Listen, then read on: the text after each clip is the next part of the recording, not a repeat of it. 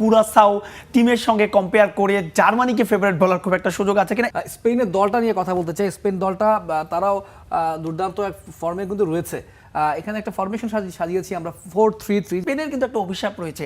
আপনি যদি 2010 থেকে কম্পেয়ার করেন, 2010-এর প্রথম ম্যাচে তারা সুইজারল্যান্ডের কাছে হেরেছে, 2014-তে তারা প্রথম ম্যাচেও তারা হেরেছে 5-1 গোলে নেদারল্যান্ডসের সঙ্গে। আমাদের সঙ্গে আছে আমি তৌহিদুল ইসলাম, এবং বিশ্বকাপের ম্যাচগুলো যেগুলো হয়ে গেছে এবং যেগুলো আপকামিং ম্যাচ আসছে সেগুলো নিয়ে কথা বলতে আমার সঙ্গে রয়েছেন সহকর্মী মাহবুব রিমন। রিমন, আপনাকে স্বাগত। নিশ্চয়ই গতকালকে রাতের খেলাগুলো দেখেছেন এবং আগামীকালও খেলা রয়েছে, আজকে রাতেও খেলা রয়েছে। সবগুলো ম্যাচ নিয়ে আমরা একটু কথা বলতে চাই এবং দর্শকদেরকেও জানাতে চাই আসলে খেলাগুলো কেমন হলো। আমরা যে এর আগে প্রতিবেদনে দেখিয়েছি, তবে আমরা যদি একটু সুইডেন এবং তিউনিসিয়া ম্যাচটা দেখতে চাই। এই খেলাটা হয়েছে আজকে সকালেই, যেখানে বড় একটা জয় দিয়ে বিশ্বকাপ মিশন শুরু করেছে সুইডেন। এবং তিউনিসিয়া বরাবরই কিন্তু বিশ্বকাপ খেলে থাকে এবং তারা মোটামুটি ভালো, তাদের পারফরমেন্স কিন্তু খুব একটা হতাশাজনক কখনো হয় না। বাট প্রথম ম্যাচেই তাদের একটা বড় পরাজয়, বিশেষ করে 5-1 গোলের পরাজয়, তাদেরকে মোরালি অনেক ডাউন করে দিল কিনা?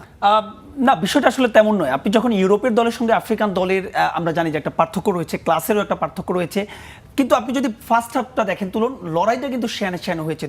2-0 লিড নেওয়ার পরে কিন্তু তিউনিসিয়া একটা গোল ব্যাকও করেছিল। আর তিউনিসিয়া আপনি বলছেন যে নিয়মিত খেলে গেল কয়েকটা বছর তারা বিশ্বকাপে অনুপস্থিত ছিল, অংশগ্রহণ করতে পারেনি, কিন্তু তারা কিন্তু আফ্রিকার যে দেশের কথা বলছিলেন সেখানে কিন্তু তারা নিয়মিত আফ্রিকান নেশনস কাপে কিন্তু প্রতিনিধিত্ব করেছে। এক্স্যাক্টলি যেটা বলছিলাম যে ফার্স্ট হাফের পরে আসলে জানেন যে এই দলটা, অর্থাৎ আপনি যদি এই দলটার কথা বলেন সুইডেন, তারাও যে বাছাই পর্বে কিন্তু প্লে অফে ডেনমার্ককে হারিয়ে তারপর তাদেরকে খেলতে হয়েছে, তারাও যে খুব একটা, বিশেষ করে জলাতান যাওয়ার পরে তাদের সেভাবে আসলে খুব একটা স্টার হয়নি। কিন্তু ওই যে বলছিলাম, ইউরোপিয়ান গতিময় ফুটবলের কাছে বোধহয় আফ্রিকার এই দলটা কিছুটা হলো খেয়ে হারিয়েছে। আমরা যদি একটু স্ট্যাট দেখতে চাই, আসলে ম্যাচের স্ট্যাট কিন্তু বলছে খেলাটা সমান হয়েছে। আপনি যেমনটা বলছেন, বল পজিশন 51% এবং ওখানে 49%, এবং শটও কিন্তু একদমই কাছাকাছি তারা ছিল, এবং পাস একুরেসি দেখেন 79% পাসের একুরেসি ছিল, এবং তাদেরও কিন্তু 79 পাস ছিল, এবং 280টা পাস তারা অ্যাকুরেট দিয়েছে, তারা দিয়েছে 288টা পাস। মানে সব কিছু মিলিয়ে মাঝমাঠের নিয়ন্ত্রণ ছিল। কিন্তু ওই যে একটা জায়গায় যেখানে ফুটবলটা পুরো দুটো জিনিসকে আলাদা করে দেয়, স্কোর লাইন, সেই স্কোর লাইনটা নিশ্চয়ই সুইডেন অনেক বেশি এগিয়ে গেছে, এবং তারা তাদের যে দলটা নিশ্চয়ই নিঃসন্দেহে এবারকার বিশ্বকাপে তারা ভালোই করবে বলা যায়। আমি আবারও বলছি, আমার ব্যক্তিগতভাবে মনে হয় এই একটা ম্যাচ দিয়ে আসলে জাজ করার খুব একটা সুযোগ নেই। যেই গ্রুপে তারা রয়েছে খুব একটা টাফ হবে না তাদেরকে। তিউনিসিয়ার একটা ব্যাড ডে আমার মনে হয়। তবে আপনি যদি সাপোর্টারদের যদি কথা বলেন, আজকে ম্যাচটা নিশ্চয়ই আপনি দেখেছেন, ভোরবেলা উঠে পুরো গ্যালারিতে আসলে আফ্রিকান দলগুলোর সমর্থকরা একটু বরাবরই ডিফারেন্ট, আমরা জানি। সবকিছু মিলে আমার মনে হয় খুব ইন্টারেস্টিং কিছুই হতে পারে এই গ্রুপে। অন্তত আজকের এই একটা ম্যাচ দেখে আমার মনে হয় না যে সুইডেন খুব একটা, মানে হয়তো তিউনিসিয়ার সেকেন্ড হাফে যখন তারা গোলগুলো কনসেপ্ট করছিল টানা, তখন আসলে মোরালি এমনভাবে ভেঙে পড়েছে, সেখান থেকে আর তাদের ব্যাক করাটা সম্ভব হয়নি। জার্মানি আবারও বিশ্বকাপে দুর্দান্ত প্রতাপের সঙ্গে ফিরলো। যে বিশ্বকাপের আগে তাদের ফর্ম খুব একটা বেশি ভালো যাচ্ছিল না, অনেক বেশি ফেভারিট, যাদেরকে হট ফেভারিট বলে তাদেরকে দেখা হচ্ছিল না, কিন্তু বিশ্বকাপের শুরুতে কিন্তু তারা বুঝিয়ে দিল এবারের বিশ্বকাপের দাবিদার তারাও। 7-1 গোলে জিতেছে, এবং সেই ব্রাজিলের কথা মনে করে দিয়েছে আবারও, সেই মারাকানা ট্র্যাজেডির কথা তারা মনে করে। শেষ পর্যন্ত তারা 7-1 গোলে জিতলেও খেলাটা নিশ্চয়ই আপনি দেখেছেন, কেমন মনে হচ্ছে আপনার কাছে? সবকিছু মিলে আমার কাছে অনেকটা স্লো ফুটবল লেগেছে। তার চেয়ে তো বড় বিষয় হচ্ছে, আপনি বলছিলেন যে তারা বলছে তার ফেভারিট। আমার মনে হয় না যে আপনি ওই কুরাসাও টিমের সঙ্গে কম্পেয়ার করে জার্মানিকে ফেভারিট বলার খুব একটা সুযোগ আছে কিনা। ইভেন প্রথম 35 মিনিটের আপনি যদি কথা বলেন, জার্মানি কিন্তু খুব একটা ভালো ফুটবল খেলেনি। এক বলে শুধুমাত্র যে আপনি ড্র, এক বলে লিড, জার্মানি যখন প্রথম লিডটা নিল, তারপরে 1-1 গোলে কিন্তু ড্র হয়েছিল। আপনি এই ম্যাচ দিয়ে আমার মনে হয় না জার্মানি খুব একটা দূর যেতে পারবে। গেল বছরও তারা কিন্তু বাছাই পর্বের বৈতরণী পার হতে পারেনি। এবং জার্মানির যে ডিফেন্সের সমস্যা, জোয়াশোয়া কিমিখ ছাড়া আসলে আমার মনে হয় না তাদের ডিফেন্স লাইন নিয়ে অনেক বেশি কাজ করতে পারে। অন্তত আমার কাছে প্রথম ম্যাচটা দেখে তেমনটা মনে হয়েছে। ওই 7-up 1 ডাউনের এই কুরাসাও বা এই দলগুলোর সঙ্গে আসলে পারফরমেন্সটা জার্মানিকে পরবর্তীতে হয়তো আরও কঠিন পরীক্ষা দিতে হবে। আজ রাতে মাঠের নামছে স্পেন, তাদের বিশ্বকাপ মিশন শুরু হচ্ছে। কে ভার্দের বিপক্ষে তারা মাঠে নামবে, খুবই তুলনামূলক শক্তির বিচারে অনেক পিছিয়ে তারা, হট ফেভারিট হিসেবে তারা নামবে। আজকে স্পেনের কোচও কিন্তু ঘোষণা দিয়েছেন লামিন ইয়ামাল পুরোপুরি ফিট, তবে শুরুর একাদশে হয়তো তাকে রাখা হবে না। আমরা যদি একটু স্পেনের দলটা নিয়ে কথা বলতে চাই, স্পেন দলটা তারাও দুর্দান্ত এক ফর্মে কিন্তু রয়েছে। এখানে একটা ফরমেশন সাজিয়েছি আমরা 4-3-3, যেখানে ইয়ামালকে রাখা হচ্ছে, কিন্তু ইয়ামাল যেহেতু থাকছেন, আপনার মতে এই জায়গায় আসলে ওদের মূল স্ট্রাইকার কে হতে পারে? শুধুমাত্র ইয়ামাল নয়, আজকের ম্যাচে হয়তো বা শুরুর একাদশে নিকো উইলিয়ামসকে এখানে দেখা যাচ্ছে, নিকো উইলিয়ামসকেও বোধহয় রাখবে না। আর রদ্রি পেদ্রি এদেরকে আসলে সাইড বেঞ্চে রাখা হয়েছে। রদ্রি পেদ্রি এই মুহূর্তে আসলে দলের নির্ভরযোগ্য, একদম নির্ভরতার প্রতীক। মিড নির্ভর, অনেকেই বলে যে এই মুহূর্তে পর্তুগালের মিড হচ্ছে সেটা, কিন্তু আমাকে যদি আপনি জিজ্ঞাসা করেন তাহলে রদ্রি পেদ্রিকে সহ এই মুহূর্তে স্পেন যারা ইউরো চ্যাম্পিয়ন, তবে তুলন ইন্টারেস্টিং একটা বিষয় রয়েছে, স্পেনের কিন্তু একটা অভিশাপ রয়েছে।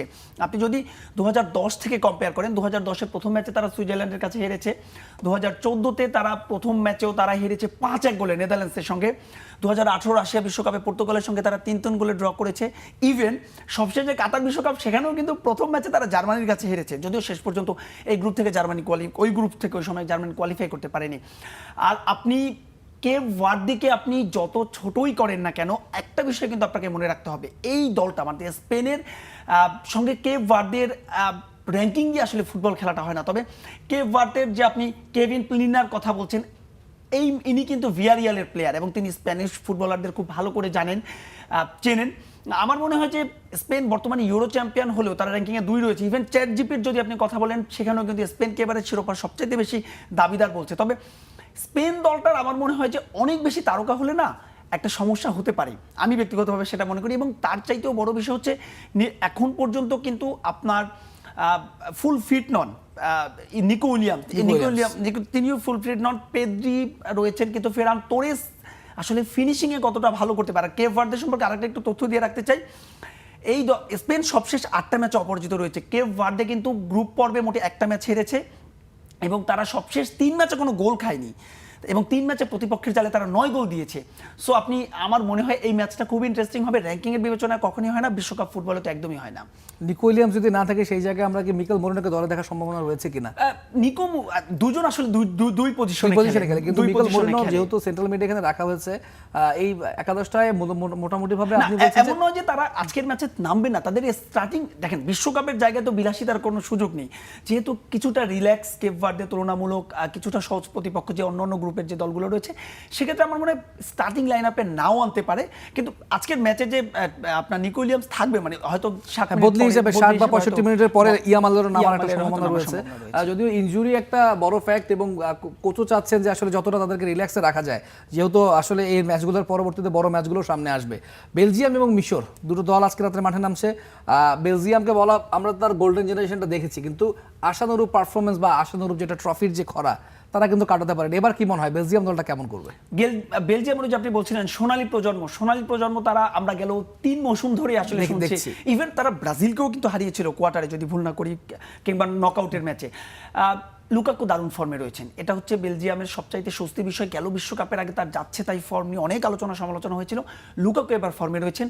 তবে যেই দলটার সঙ্গে খেলা, মোহাম্মদ সালাহ, ইজিপশিয়ান কিং, লম্বা একটা সময় লুকাকু যখন ইপিএলে খেলতেন, সালাহ তখন লিভারপুলে খেলতেন, লম্বা একটা সময় দুজনকে চিনেন, যদিও ভিন্ন দলে। তারপরে যখন লুকাকু নাপোলিতে চলে আসলেন, মানে সবচাইতে আমার মনে হয় সালাহ এবং লুকাকুর দ্বৈরথটা কেমন হয় সেটা বোধহয় খুব ইন্টারেস্টিং হবে। ওদের যে সোনালী প্রজন্মের কথাটা বলা হয়ে থাকে, সেই সোনালী প্রজন্মের বেশিরভাগ ফুটবলারই কিন্তু এখন ক্যারিয়ারের একদম গোধূলি লগ্নে রয়েছেন, কিন্তু তারপরও বিশ্বকাপে তারা রয়েছেন। কেভিন ডি ব্রুইনে রয়েছেন, লুকা মদ্রিচ তারা খেলছেন, এবং সবকিছু কেভিন ডি ব্রুইনা এখন লুকা মদ্রিচ করে দুঃখিত, কেভিন ডি ব্রুইনা এবং ক্যাটেলিয়ার, যিনি কিনা খুবই দারুণ ছন্দে রয়েছেন এবং তরুণ ফুটবলার হিসেবে তিনিও খেলছেন। কিন্তু সবকিছু মিলিয়ে কেভিন ডি ব্রুইনাকে ঘিরেই কিন্তু বেলজিয়ামের মাঠের যে খেলা গোছানোর যে কাজটা, সেটা পরিচালিত এবারও হবে, তেমনটাই আশা করা যায়। আপনার কি মনে হয়? আপনি যদি গেল মৌসুমে কেভিন ডি ব্রুইনা নাপোলিতে পারফরমেন্সটা দেখেন, বয়স তো আসলে কেবল একটা সংখ্যা মাত্র। যখন তিনি ম্যান সিটি ছাড়ছিলেন, তখনই আসলে সবাই বলেছেন যে বুড়িয়ে গেছে কেভিন ডি ব্রুইনা। কিন্তু দেখেন, কেভিন ডি ব্রুইনা হয়তো তিনি ক্রিস্টিয়ানো রোনালদো, মেসি কিংবা ওই মানের ফুটবলার না, কিন্তু আপনি যদি ইংলিশ প্রিমিয়ার লিগের বিচারে কল্পনা করেন, যদিও রোনালদো ইংলিশ প্রিমিয়ার লিগে তার প্রাইম টাইমটা খেলেনি, ম্যানচেস্টারে তিনি শুরুতে খেলেছিল। আমার মনে হয় যে কেভিন ডি ব্রুইনা তো মানে তার মিডফিল্ড তো তাকে কেন্দ্র করে সেটার কোনো আসলে মানে বিকল্পই নেই। তবে আমার মনে হয় যে এই ম্যাচে আসলে মূল লড়াইটা হবে, আমি আবারও বলছি, যে রোমেলু লুকাকুর মধ্যে এবং মোহাম্মদ সালাহর মধ্যে। যদিও সালাহ তার পিক ফর্মেও কিন্তু নেই, লিভারপুল ইতিমধ্যে তাকে ছেড়ে দিয়েছে, কোথায় যাবেন এই সিজনে, হয়তো সৌদি প্রো লিগে তাকে দেখা যেতে পারে। সবকিছু মিলিয়ে আসলে আমার মনে হয় এই লড়াইটা অনেকটা মেরমেরি হবে তুলন। জেরেমি ডোকুর কথাও, জেরেমি ডোকুর কিন্তু গত সিজনে দুর্দান্ত পারফর্ম ম্যান করেছেন সিটির হয়ে। এবং ম্যান সিটির দারুণ তিনি পারফর্ম করেছেন এবং অনেক ম্যাচ টাইমও তিনি পেয়েছেন। তাকে একাদশে দেখার সম্ভাবনা রয়েছে কিনা, বলছি স্টার্টিং 11-এর কথা। একটু আমার কাছে মনে হয় জেরেমি ডোকু, আপনি যদি ম্যান সিটির লাস্ট সিজনের শেষের দিকে শেষের 10 রাউন্ডের খেলা দেখেন, প্রেশার মোমেন্টে ক্রিঞ্চ মোমেন্টে কিন্তু জেরেমি ডোকু সেভাবে আসলে পারফর্ম করতে পারেননি যেটা আর্লিং হল্যান্ড করেছিল। ম্যান সিটির হয়ে কথা বলছি, স্টার্টিং লাইনআপে তো ডোকু থাকতেই পারেন, তবে আমার মনে হয় অন্তত এই ম্যাচগুলোতে না আমার মনে হয় যে এক্সপিরিয়েন্সের একটা ব্যাপার রয়েছে। জেরেমি ডোকু আমি বলছি না যে এক্সপিরিয়েন্স নন, তারপরও আমার মনে হয় যে কেভিন ডি ব্রুনেকে হয়তো শেষ পর্যন্ত তাকে লক্ষ্য করে হয়তো আক্রমণটা সাজানো হতে পারে। বিশ্বকাপ আসলে যেই জায়গায় ঘুরে ফিরে আসলে কথাগুলো চলেই আসে, আর্জেন্টিনা, ব্রাজিল, পর্তুগাল। বাংলাদেশের সবচেয়ে বেশি ফ্যান বলা হয় আর্জেন্টিনা, ব্রাজিল এবং পর্তুগালের ফ্যান আপনি নিজে একজন আমার জানা মতে। তার আগে যদি আমরা একটু আর্জেন্টিনা দলটাতে যাই, এবার বিশ্বকাপে আর্জেন্টিনা যাচ্ছে, তারা চ্যাম্পিয়ন হিসেবে তারা অংশগ্রহণ করছে এবং তারা বর্তমানে র্যাঙ্কিংয়ের 1 নম্বর দল, টানা 7 ম্যাচ তারা জিতেছে, অপরাজিত রয়েছে এবং আজকে 17 তারিখ আলজেরিয়ার এগেইনস্টে তারা মাঠে নামবে। একদিন বাদেই। সবকিছু মিলিয়ে আর্জেন্টিনা দলটাকে এবার কেমন দেখছেন? তারা কিন্তু প্রস্তুতি ম্যাচ খেলেছে এবং জিতেছে, সেখানে পারফরম্যান্সটা কেমন? সেখানকার প্রতিপক্ষ কারা কারা ছিল সেটাও আপনাকে একটু ভাবতে হবে। যদিও বিশ্বকাপের আগে সব দলগুলো একটু তুলনামূলক রিল্যাক্স প্রতিপক্ষ বেছে নেয়, কারণ ইনজুরি অনেক সংখ্যা থাকে, নিজেদের ফরমেশন ঠিক করার অনেক বিষয় থাকে।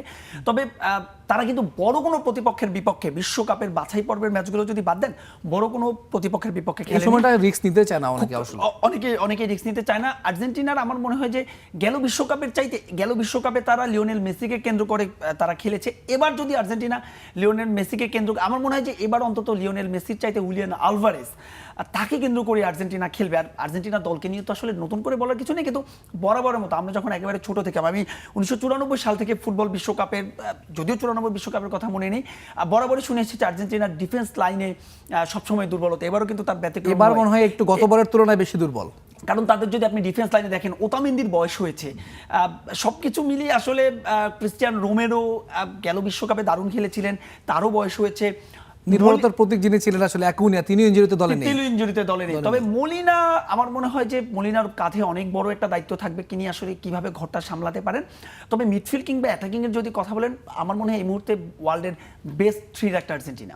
এখন লিওনেল মেসি কিন্তু ক্রিয়েটিভ প্লে মেকার হিসেবে রোল প্লে করে থাকেন, সেন্ট্রাল ফরওয়ার্ড হিসেবে খেলে থাকেন, সেই জায়গায় ডিপ্লাইং ফরওয়ার্ড হিসেবে থাকেন হুলিয়ান আলভারেজ, আর গোল পোচার হিসেবে খেলে থাকেন লাউতারো মার্টিনেজ। আমি একটু বলে রাখি যে আধুনিক ফুটবলে না আমরা এই যে ফরমেশন করি, আধুনিক ফুটবলে আসলে খুব একটা ফরমেশন কিন্তু প্রতি মুহূর্তে ফরমেশন চেঞ্জ হতেই থাকে, ম্যাচের মধ্যে প্রতি মুহূর্তে চেঞ্জ হতে থাকে। কে সেন্টার ফরওয়ার্ড, কে রাইট উইং, কে লেফট উইং, খুব একটা বোধহয় আধুনিক ফুটবলে ওই সেই নেদারল্যান্ডসের টোটাল ফুটবলটাই হয়ে গেছে। আপনি যদি খেলার দিকেও লক্ষ্য করেন, এবারের বিশ্বকাপে তো আমার মনে হয় যে ওই ফরমেশন দেওয়ার জন্য ফরমেশন দেওয়া হয়েছে।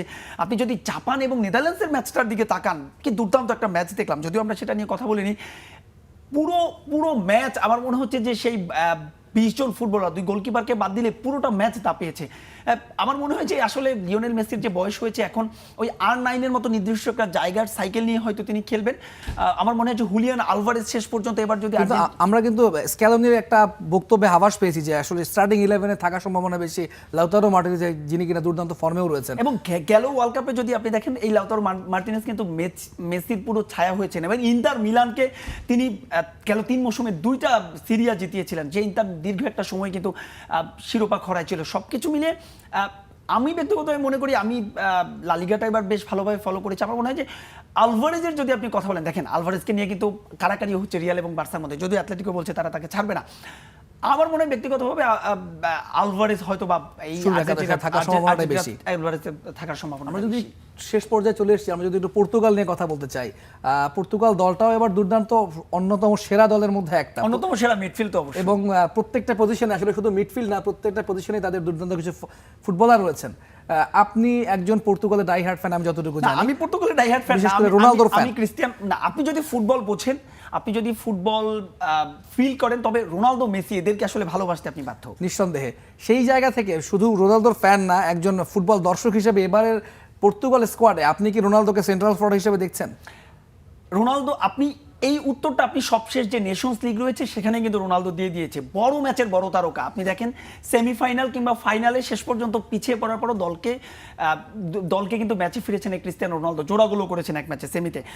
রোনালদোর আসলে আপনি দেখেন, গেল বছর পর্তুগাল টিমটা এত দারুণ একটা টিম নিয়েও পর্তুগাল কেন ভালো করতে পারেনি, কারণ দেখেন আর্জেন্টিনা দল এবং এই পর্তুগাল দলের মধ্যে সবচেয়ে বড় পার্থক্য আমার কাছে মনে হয়েছে যে গোটা আর্জেন্টিনা যে কাতার বিশ্বকাপ সেখানে মেসিকে একটা শিরোপা জেতাতে চেয়েছিল, মেসির জন্য খেলেছিল, যেটা হয়েছিল 2011 ওয়ানডে বিশ্বকাপে সচিন টেন্ডুলকারের জন্য গোটা ভারত খেলেছিল। এবার যদি পর্তুগাল টিমটা এই সবশেষ নেশনস লিগে কিন্তু এই রোনালদোকে শিরোপা জেতানোর জন্য খেলেছে। এবার যদি পর্তুগাল, আপনি যদি পজিশন দেখেন, ব্রুনো, রাফায়েল লেও, আপনি জোয়া নেভেস, ভিতিনিয়া, আপনি বার্নার্ডো সিলভা, ক্যান্সেলো, আপনি কাকে রেখে, রুবিন দিয়াস, আপনি গঞ্জালো রামোস, কাকে রেখে আপনি কাকে বলবেন? প্রত্যেকটা পজিশনে, যেমন চ্যাম্পিয়ন্স লিগেও দুর্দান্ত তারা খেলেছে। ভিতিনিয়া খুব ইম্পর্টেন্ট রোল প্লে করেছেন পিএসজি কে চ্যাম্পিয়ন্স লিগ। নুনো মেন্দিসকে আমি এখানে নুনো মেন্দিসকে দেখছি না। ও আচ্ছা, নুনো মেন্দিস আছেন, রাখা হয়েছে তাকে আসলে, যদিও তিনি আপনি নেশনস লিগে নুনো মেন্দেস এক্স্যাক্টলি জোয়া ক্যান্সেলো জায়গায় চলে যাবে। আপনি এই পর্তুগাল দলটা আমার মনে হয় যে আপনি দেখেন, ফুটবল আসলে ওই সমীকরণের বিচার হয় না, চ্যাট জিপি দিয়ে ফুটবল হয় না। আপনি যদি মাঠের পারফরমেন্সে বলেন, প্রতিটা পজিশনে যদি আপনি কম্পেয়ার করেন, এই মুহূর্তে আমার মনে হয় এবারের বিশ্বকাপের শিরোপার অন্যতম দাবিদার ক্রিস্টিয়ানো রোনালদো পর্তুগাল। সেটা শুধুমাত্র রোনালদোর জন্য না, তবে হ্যাঁ, এটাও আমি ব্যক্তিগত মনে করি যে ক্রিস্টিয়ানো রোনালদোর এখন যেটা বয়স হয়েছে, অন্তত 90 মিনিট খেলার মতো স্ট্যামিনা রোনালদো। এই কথাটাই আসছিলাম, আমরা যে কয়েকটা ভবিষ্যৎবাণী দেখেছি পর্তুগালের এবার বিশ্বকাপ চ্যাম্পিয়ন হওয়ার যতটুকু সম্ভাবনা, সেটা বিশ্লেষণ ভিত্তিক হোক কিংবা কাকতালীয়ভাবে হোক, যারাই করেছেন না কেন, বিশেষ করে সুপার কম্পিউটার যেটা করেছে, সব জায়গায় কিন্তু বলা হয়েছে পর্তুগাল বিশ্বকাপ এবার জেতার সম্ভাবনা সবচেয়ে বেশি, যদি কিনা রোনালদো বেঞ্চে থাকেন। এটা আর্জেন্টাইন ফ্যানদের মুখে অনেক বেশি শোনা যায়। আপনি যেহেতু আর্জেন্টাইন ফ্যান, ইভেন পেয়ার ভাইও আমি বেশ কিছু রিপোর্টে দেখেছিলাম এবং তিনি ইনসিস্ট করছিলেন ডেস্কে বসে আমাদেরকে এই টাইপের স্টোরি করার জন্য।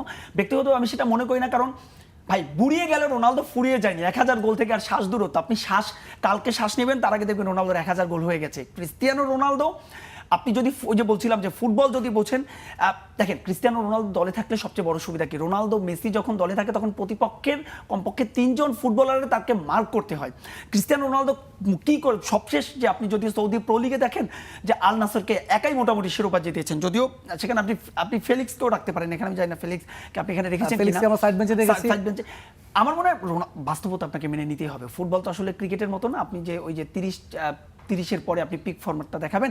ফুটবলটা আসলে তরুণদের খেলা। আমার মনে হয় যে হ্যাঁ, রোনালদো নিজেও জানেন যে তিনি আসলে 60 মিনিট পর্যন্তই হয়তো খেলতে পারেন। আর আবেগ দিয়ে তো আসলে ফুটবল খেলা হয় না। আমরা একদম শেষ পর্যায়ে চলে এসেছি। আপনাকে অসংখ্য ধন্যবাদ আমাদের সঙ্গে যুক্ত হওয়ার জন্য এবং দলগুলোর বিশ্লেষণ করার জন্য।